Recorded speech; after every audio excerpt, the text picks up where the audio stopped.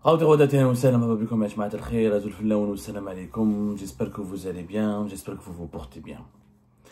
À chaque crise internationale, à chaque épisode qui bouleverse ou qui ébranle l'actualité internationale, à chaque fois qu'il y a une guerre dans la région, au Moyen-Orient, au Proche-Orient, en Afrique du Nord, à chaque conflit meurtrier, à chaque fois que la question palestinienne, notamment, s'embrase, en Algérie, c'est la même musique que nous entendons. Faites attention, l'Algérie c'est la prochaine cible, nous sommes sur la liste des pays visés, la sécurité nationale est en danger, la stabilité du pays est en danger, on doit être unis derrière le système, derrière les responsables du pays, derrière le président de la République, on doit être tous solidaires, l'Algérie d'abord et avant tout, on doit renoncer à tout. C'est la même musique. Dans cette musique, il y a des paroles qui sont vraies.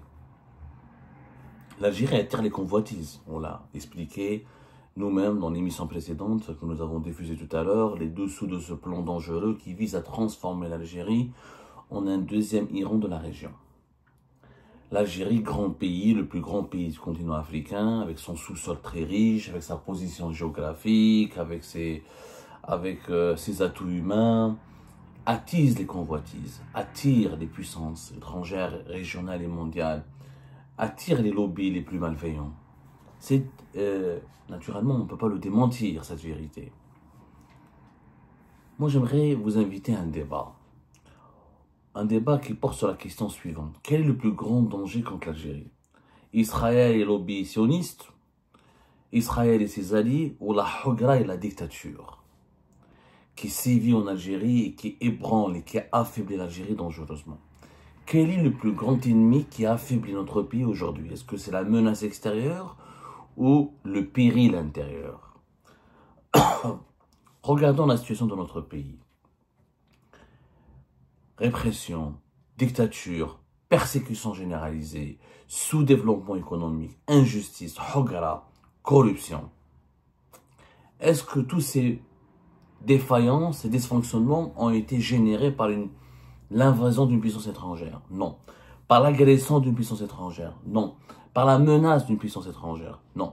C'est malheureusement le pouvoir local, le régime actuel, la mauvaise organisation politique, l'illégitimité de certains décideurs, les abus de pouvoir de certains responsables et le fonctionnement profondément malsain de l'État actuellement, de l'État algérien, qui procure à l'Algérie ou qui expose à l'Algérie à des fragilités dangereuses.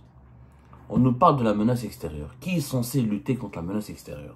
Qui est censé permettre à l'Algérie de renforcer sa stabilité, sa sécurité, de la protéger contre les menaces extérieures et les périls qui la menacent? Ce sont ses enfants et ses élites d'abord. Ce sont ses élites militaires, ses élites civiles. Les militaires sont censés diriger, créer une armée moderne pour protéger le pays. Les élites civiles sont censées permettre à l'Algérie de se doter d'une économie prospère qui produit des richesses pour donner des moyens de conditions de vie agréables, les plus agréables possibles à la population et pour offrir les financements nécessaires pour justement bâtir une armée et des moyens de résistance. Aujourd'hui, quelle est la situation de nos élites? Nous sommes en 2025. Plus de 155 généraux et plus de 55 officiers supérieurs de l'armée algérienne, dont des généraux et des colonels et des officiers supérieurs, étaient emprisonnés depuis 2024. Depuis 2024, le chiffre de ces militaires emprisonnés en Algérie a dépassé, en ce mois de juin 2025, la barre des 170. Je dis bien en novembre 2024, il y avait 155 officiers militaires algériens en prison. Parmi lesquels une soixantaine de généraux majeurs, d'autres des colonels et d'autres des officiers de second rang. Ça reste des officiers supérieurs, des capitaines, des commandants, Alors, quand on regarde cette situation de près, mais comment se fait-il que nous avons 155 généraux, officiers supérieurs de l'armée, colonels et capitaines en prison? C'est qu'il y a un malaise au sein de l'armée. Elle dit 155 en novembre 2024. Aujourd'hui, nous avons dépassé la barre Je dis bien, nous avons dépassé la barre des 70. Et certaines sources parlent de plus de 180. De plus de 180. C'est-à-dire qu'aujourd'hui, le record de 155 a été largement battu. Mais largement battu. On n'est plus à 155. Moi, j'aimerais savoir, c'est un constat qui... 10 généraux-majors minimum sont en prison. Ça, en 2024, une soixantaine de généraux. Parmi les gens qui sont emprisonnés, il y a des gens qui sont extrêmement compétents. Réputés en tout cas pour leurs compétences dans leur domaine. Une armée qui a 155, plus de... Aujourd'hui, encore une fois, le chiffre le plus exact dépasserait les 170. Selon certaines sources, on flirte avec les 180 militaires emprisonnés. Des officiers. Je ne parle pas des soldats, sergents, officiers, c'est-à-dire à partir de commandants, officiers supérieurs, commandants, lieutenant-colonel, colonel, et on monte. Les officiers gradés. La question, quand on se penche sur cette question, enfin, quand on planche sur cette question, on remarque qu'il y a des généraux très compétents. Abdelhamid Ghaliss, ancien secrétaire général du ministère de la Défense nationale. Un docteur. C'est un docteur dans son domaine. Dans un domaine de l'énergie nucléaire. Un homme extrêmement brillant. Et il est emprisonné. Pourquoi? Soupçonné d'être dans une affaire de corruption. Est-ce qu'il a été jugé? On nous dit qu'il a été jugé. Est-ce qu'il y a des preuves, etc.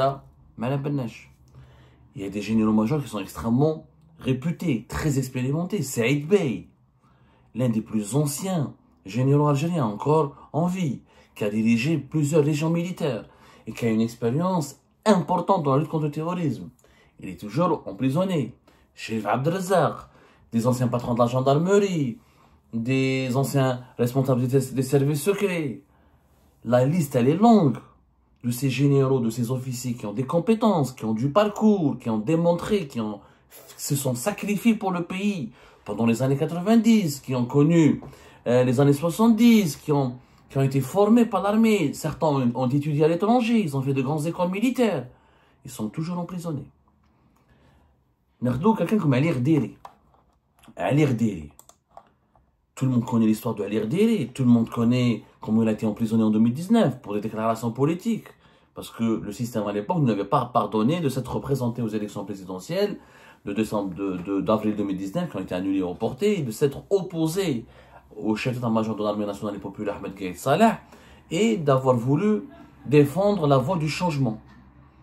Un militaire algérien qui a eu des brillantes études à l'Académie navale de Saint-Pétersbourg, ensuite à l'Académie militaire de Moscou, ensuite à l'Académie d'état-major de Damas.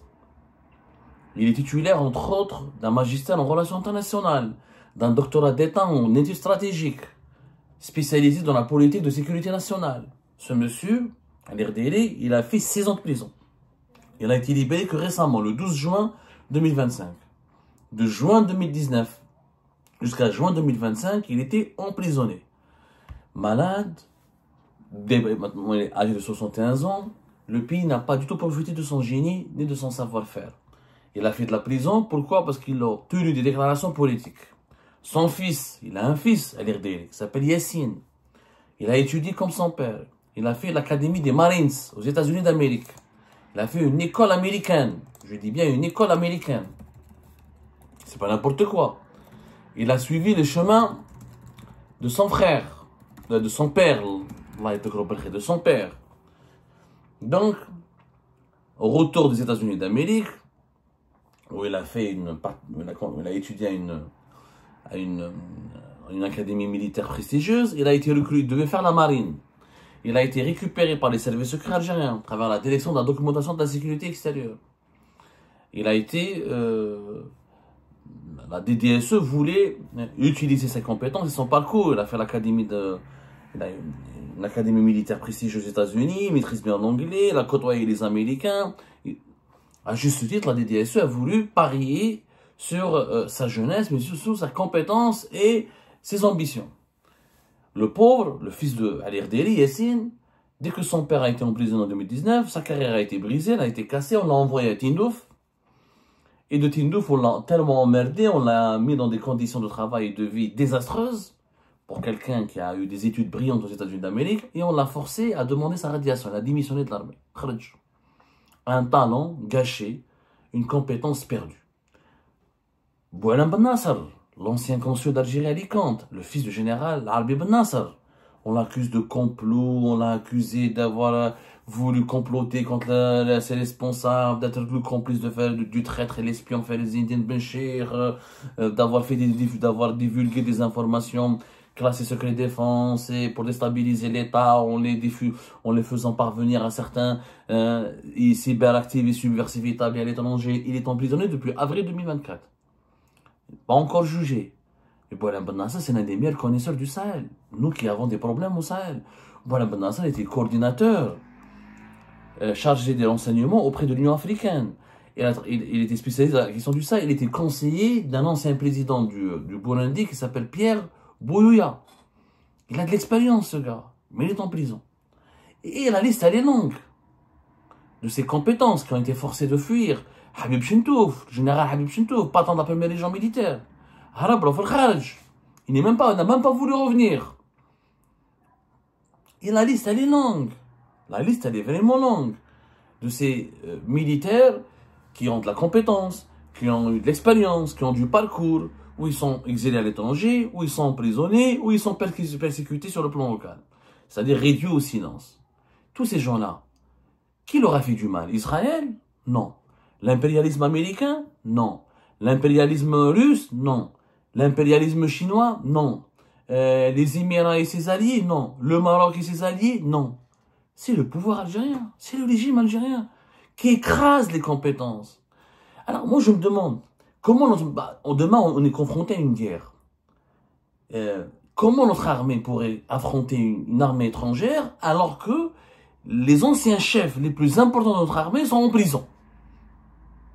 Sont en prison. Alors, je vois combien d'anciens patrons de légion militaire sont emprisonnés, de chefs de corps, d'anciens responsables des services secrets, sont tous emprisonnés.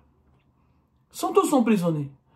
Sont tous en prison. Ou ils ont purgé leur peine et sont sortis, ou ils n'ont pas encore purgé totalement leur peine, ou ils ont été condamnés de longue peine, et des poids lourds de l'armée. Quand on ne parle pas en prison, certains prennent la fuite parce qu'ils ont peur de la hogra et de finir en prison. C'est le cas du lieutenant-colonel Marouane.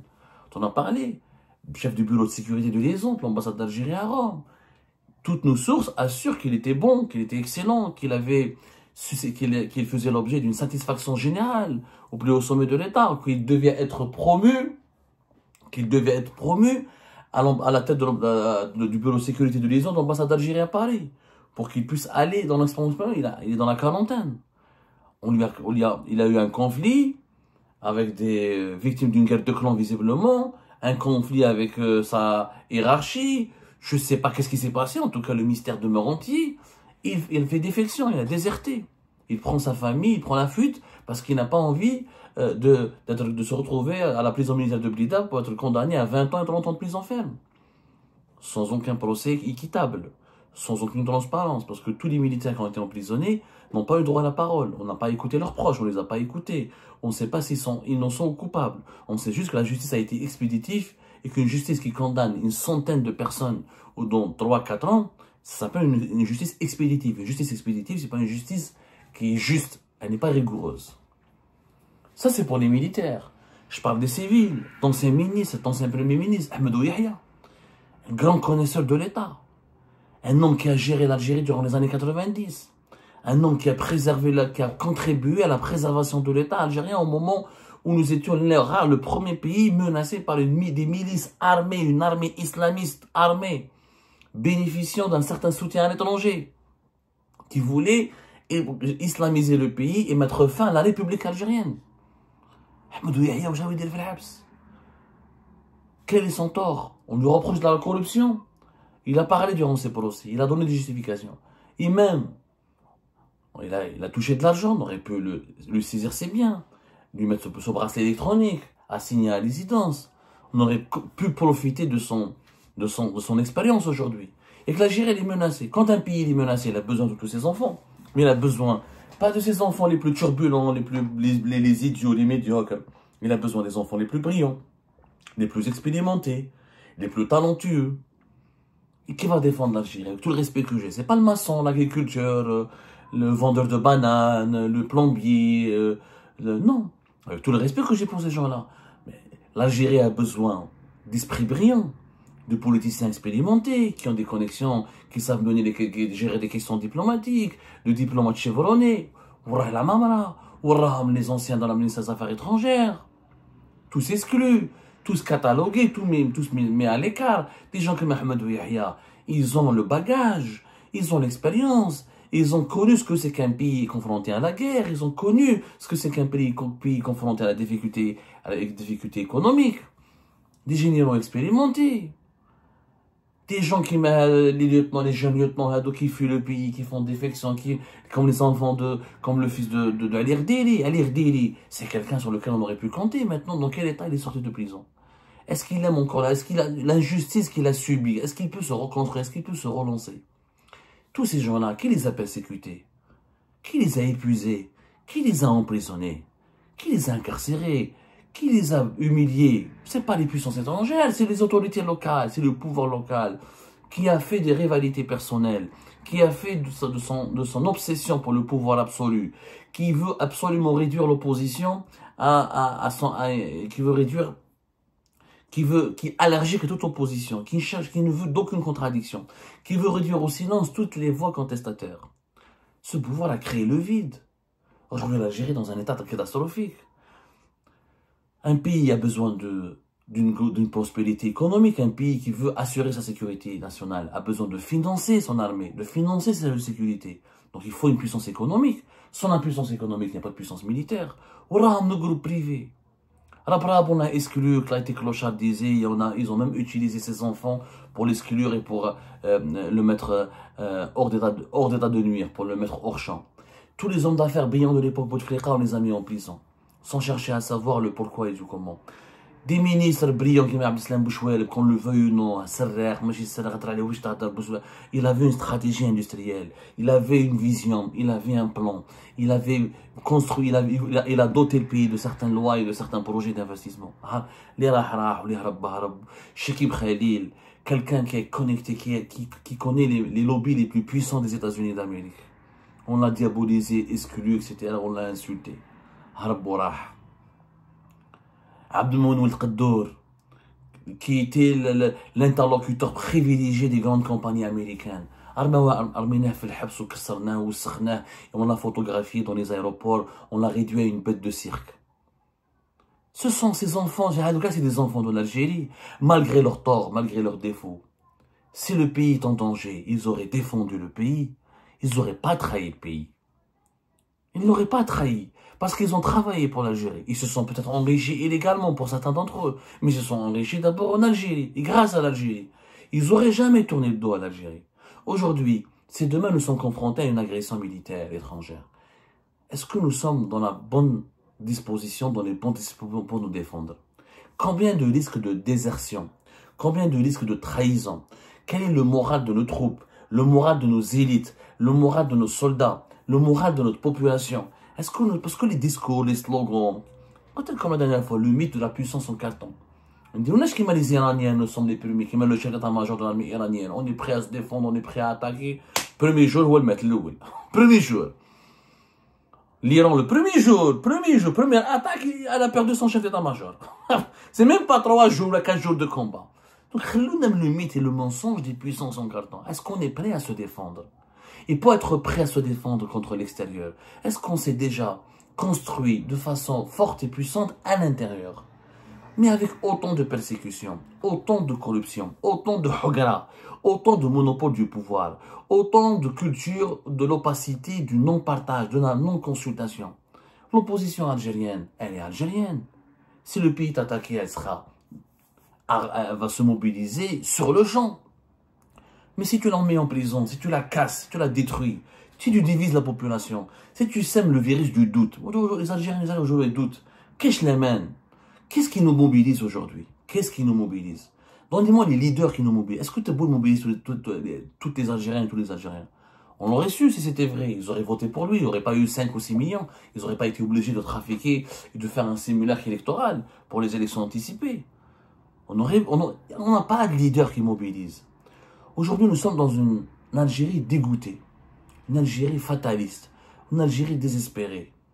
Le premier ennemi de l'Algérie, celui qui fait le plus de mal à l'Algérie, c'est la Hogra, c'est la persécution, c'est les abus des dirigeants locaux. Le pays a été affaibli. Aujourd'hui, pourquoi on est autant isolé? À sur Bouteflika, on n'a pas été aussi isolé. Pourquoi à l'époque de Bouteflika, l'Algérie était rayonnante, l'Union africaine, on n'avait pas de problème avec les pays du Sahel, on n'avait pas de problème avec les Émirats, on n'avait pas autant de crises avec l'Espagne, la France et nos partenaires importants, la Russie, elle ne tournait pas le dos, la Chine, elle voulait s'implanter durablement en Algérie. Aujourd'hui, je regarde comment nous sommes devenus. Parce qu'à l'époque de Bouteflika, il n'y avait pas autant d'emprisonnement, il n'y avait pas autant de Hogra, il n'y avait pas autant de persécution. Il n'y avait pas autant d'exclusion des élites. Aujourd'hui, nous sommes dans une mécanique extrêmement... On a un seul groupe restreint de décideurs qui s'est emparé du pouvoir et qui a exclu tout le monde, qui a clochardisé tous ses adversaires, qui a persécuté tout le monde. Celui qui parle, celui qui respire est menacé d'emprisonnement. Il est menacé de prison. On ne peut pas défendre un pays comme ça. On ne peut pas se défendre dans ces conditions.